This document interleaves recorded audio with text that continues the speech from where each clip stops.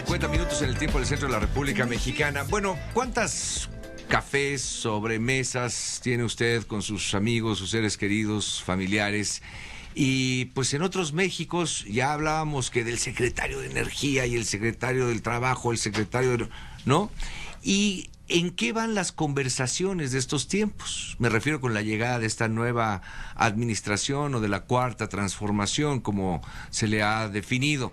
Bueno, pues en esas conversaciones me parece que hay un personaje central que es el presidente de la República, Andrés Manuel López Obrador, y lo es para un tema como lo es para otro, pero de pronto los secretarios simplemente no están. Hay un vacío en presencia de ellos, en términos públicos, evidentemente, no estoy hablando de sus funciones ni de su trabajo, sino en términos de presencia pública y de medios de comunicación importante. Entonces, ¿de quién se habla más, de quién se habla menos, de quién se habla bien y de quién no? Y para ello me da mucho gusto recibir en este estudio, y lo saludo a nombre de Joaquín López Dóriga, como a todos, al maestro Juan Ricardo Pérez Escamilla, fundador de Central de Inteligencia Política. Bienvenido, Juan. ¿Qué tal? ¿Cómo estás? Qué gusto saludarte. Qué interesante el estudio. Lo publica hoy El Universal, sí, en primera plana. Correcto. Mira, te platico un poco de qué va este estudio. Este estudio lo que trata, y lo haremos todos los meses con el Universal, el estudio se irá actualizando, es de qué secretarios son los que reciben más cobertura, qué secretarios son los que reciben mejor cobertura, es decir, más positivos, y quiénes son los que reciben peor cobertura mediática, es decir, más negativos. Si quieres, primero entramos en cuáles fueron los 5 mejores...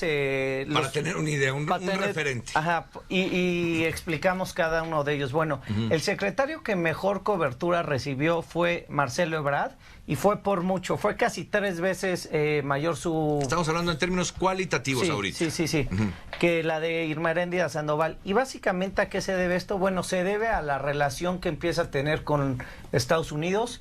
Él empieza a adquirir una responsabilidad más grande, empieza a ver el tema de los migrantes. Hace un mes se le criticaba sobre haber parado el tema de los aranceles, porque decían que solamente era ponerle una especie de parche al problema, que es mucho más grande. Y como consecuencia de eso le dicen, ok, México, ustedes tienen 45 días para arreglar el tema de migración, y en 45 días pues les vuelvo a hacer un examen. Pasando esos 45 días, ¿qué sucede? Bueno, llega Mike Pompeo a México, el secretario de Gobierno de Estados Unidos, se reúne solamente con Marcelo Ebrard y le dice, van muy bien. Se redujeron los flujos migratorios. Entonces vuelve a aparecer Marcelo Ebrard, después de 45 días. Digo, no es que haya desaparecido, pero digamos, esta curva de menciones vuelve a estar en su persona. Correcto, es el que más cobertura positiva recibe, y básicamente es por esto, por el papel que él está recibiendo, o las obligaciones que él está recibiendo. Lo que le ha tocado, y ahora, ¿qué te digo? El estudio ha concluido, pero ya veremos en el próximo. Será un personaje central también. ¿Por qué? Por el caso del Paso, Texas. Pero bueno, ¿quién viene después? Después viene Irma Heréndira Sandoval, la secretaria de la Función Pública. Yo lo hablé esto con varios colegas periodistas nuestros, y muchos se decían sorprendidos porque era la segunda secretaria con mejor cobertura mediática, y ahorita lo hablábamos tú y yo fuera del aire. Y lo que les comentaba, o lo que te comentaba, era lo siguiente: la Secretaría de la Función Pública fue una secretaría que por lo menos en el sexenio de Peña Nieto desapareció. Los primeros 2 años, de hecho, Peña Nieto no nombró a nadie, no solamente no nombró, querían que desapareciera. Después vino Virgilio Andrade, que pues todos sabemos cuáles fueron los resultados de eso. Llegó a hacer la chamba de la Casa Blanca. A hacer la chamba de la Casa Blanca. Y por último fue Arely Gómez, que de ser procuradora la mandaron ahí a la Función Pública. Y un poco la esencia de la función pública, que es, bueno, perseguir actos de corrupción. En un gobierno siempre sobran actos de corrupción. Pero además, hablando ahorita de la parte cualitativa, que es en el apartado que estamos, pues es una cartera, ¿no? O como secretaría o despacho, como lo quieras ver, que es muy difícil que reciba malos comentarios, porque su función es esa, es ir por los malos. Entonces eso luego los coloca en una condición de buenos, si pudiera ser en este sentido. Desde maniqueo, luego, tienes ¿no? tienes toda la razón, y lo que dices es es muy cierto, y es tan cierto que no tendría una secretaria de la Función Pública por qué tener en esencia cobertura negativa. Negativos, pero sí. lo que vimos el sexenio pasado es que no existía y todo lo que se decía eran negativos, negativos, negativos. Vemos las investigaciones que se están haciendo a Lozoya, la estafa maestra, el caso de Carlos Lomelí. Es decir, están actuando contra la administración pasada, yo te diría, contra los hechos que la gente estaba indignada que no se investigaran, pero también contra estos. O sea, lo que vimos ahorita de que el superdelegado tuvo que renunciar, pues a mí me parece una buena noticia. ¿Por qué? Pues porque van a investigar los conflictos de intereses que dicen que tienen. Después viene el tema de Sedena y Semar, y un poco en el tenor de lo que tú dices es un poco lo mismo. ¿Por qué? Pues porque son secretarías que su función primordial es proteger. Pues proteger a quién, al país, a los ciudadanos, ¿de qué? Pues de los malos, de los actos de violencia, ¿no? Tradicionalmente yo te diría que la Secretaría de Defensa y la de Marina son bien vistas. Ahora pasemos a quienes han recibido negativos, Ok, ¿no? yo Porque te si no, diría, en función del tiempo exacto, no nos va a vamos dar. por los peores. El que peor evaluado mediáticamente fue Alfonso Durazo. Básicamente el tema fue la pelea que sostuvo, la pelea que sostuvo con los policías federales, este tema que se le salió de Digamos control. que tuvo un costo en términos de opinión Pero pública. altísimo. Después. Después viene Arturo Herrera, discúlpame, el nuevo secretario de Hacienda. ¿Por qué? Por la renuncia de Carlos Ursúa. La renuncia de Carlos Ursúa representó el 40% de la cobertura de Carlos Herrera, de Arturo Herrera. Digamos que en términos de comunicación él absorbe el impacto negativo de la salida de Ursúa. Sí. Porque ya no podríamos evaluar a Ursúa porque simplemente ya no es el secretario. Desde Punto. luego. Y también pues él le tocó reportar, el INEGI reportó el escaso crecimiento de la economía mexicana, entonces pues siendo su responsabilidad pues es también un tema negativo. Después viene el tema de Rocío Nalé. En la salida de Ursúa, esta carta y esta entrevista que se hizo muy pública, pues el exsecretario de Hacienda dice pues que no está de acuerdo con el plan de Dos Bocas, y pues Rocío Nalé es la principal impulsora de este proyecto. Al menos quien está al frente de esa responsabilidad. Ajá. Y después viene Jiménez Espriu. Jiménez Espriu pues básicamente sigue trayendo el tema de los aeropuertos, se siguen pagando los costos de la cancelación. Y por último viene Olga Sánchez Cordero. Esos fueron los 5 peores evaluados. Secretario de Gobernación, en el país que me digas, en la administración que me digas, quizá siempre su carga de negativos va a ser importante. ¿Por qué? Porque es quien pone orden. Punto. Sí. Sí. Digamos, ahí sí. Ahora, yo sí te diría que Olga Sánchez Cordero ha perdido muchísimos reflectores mediáticos porque no ha sabido sacar la chamba, y como no ha sabido sacar la chamba, cosa, me refiero, la absorben. O sea, cualitativamente ya lo referimos. Sí. Ahora, si tú me permites, refiero a la audiencia lo que dice tu estudio hoy, ya en términos generales, ¿no?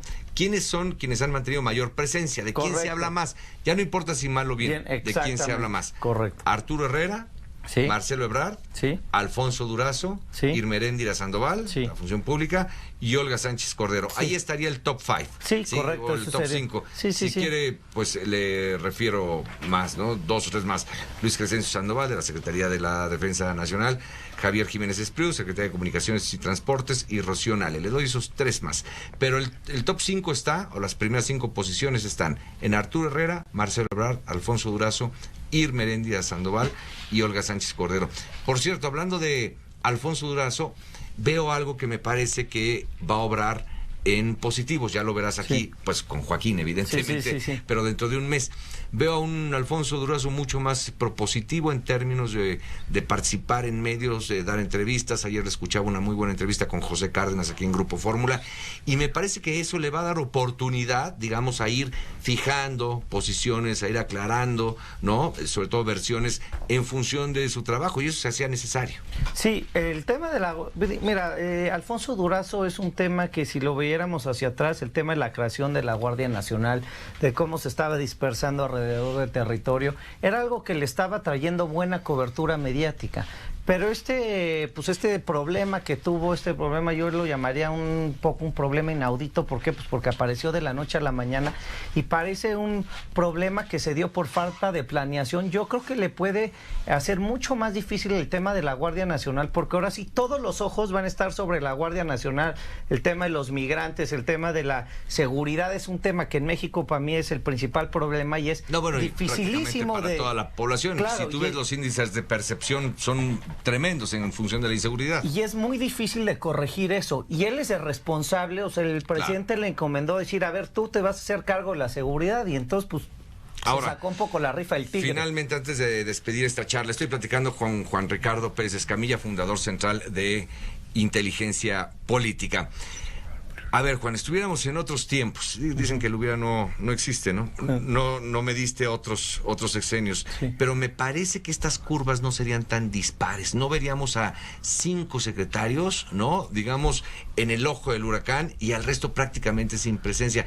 Pero es parte del estilo del presidente de la República. Él está tomando todos los temas y de pronto los secretarios no están saliendo. Mira, hicimos este ejercicio los últimos 3 años de la administración pasada con los presidenciales. Bueno, ¿y cómo contraste? Y sí veíamos que tenían cover, pero era un poco diferente, porque estaban, no sé, Nuño, Videgaray, Chong y Narro, pero tenían una presencia mediática, yo te diría, mucho más importante, porque ellos tenían, yo te diría, un poco la libertad de ir a decir lo que estaban haciendo. Aquí vemos a un presidente que absorbe la cobertura mediática y acaba viendo muy pocos secretarios de Estado que se dan a conocer. Yo le invitaría al auditorio a hacer un ejercicio y traten de nombrar a 5 o a 10 secretarios de Estado de esta administración. Yo creo que es difícil, es decir, si no te dedicas a esto se puede convertir en un ejercicio difícil de resolver, porque los otros sí eran mucho más mediático y desde mi punto de vista tenían mucho más juego, ¿no? Sí, tenían mucho mayor presencia, lo que también, digamos, derivaba en un menor desgaste para el presidente. Y hoy el presidente está tomando puntualmente todos los temas. Sí están en las conferencias mañaneras, sí los llaman, tienen una pequeña participación, pero quien toma el tema de todo y en todos los casos es el presidente de la República. Entonces, por eso las menciones que hay de los secretarios pues son mucho menores, ¿no? Sí, y hay muchas menciones, ahorita que tú lo dices, que pueden ser incidentales, es decir, este fue el primer mes que lo publicamos, pues lo medimos desde el principio del sexenio. Me acuerdo hace 2 meses que el secretario de Defensa, López Obrador, le generaba el 45% de su cobertura, es decir, iban a Santa Lucía, subía a 4 secretarios al carril o al coche y les decía, pues vamos aquí a ver las obras, y entonces pues todos los medios cubrían ese evento, pero era, yo te diría, como cobertura incidental, es decir, no era que ellos la provocaran, entonces al no provocarla ellos pues nada más estaban como de sombra o de acompañantes del presidente. Si lo quieres sí, colateral. Bueno, pues Juan Ricardo, muchas gracias por haber estado aquí. En nombre de Joaquín, gracias, y voy a estar muy atento como radio escucha de lo que platiques aquí en un mes. Gracias. Muchísimas gracias. Son las 3 de la tarde con 2 minutos.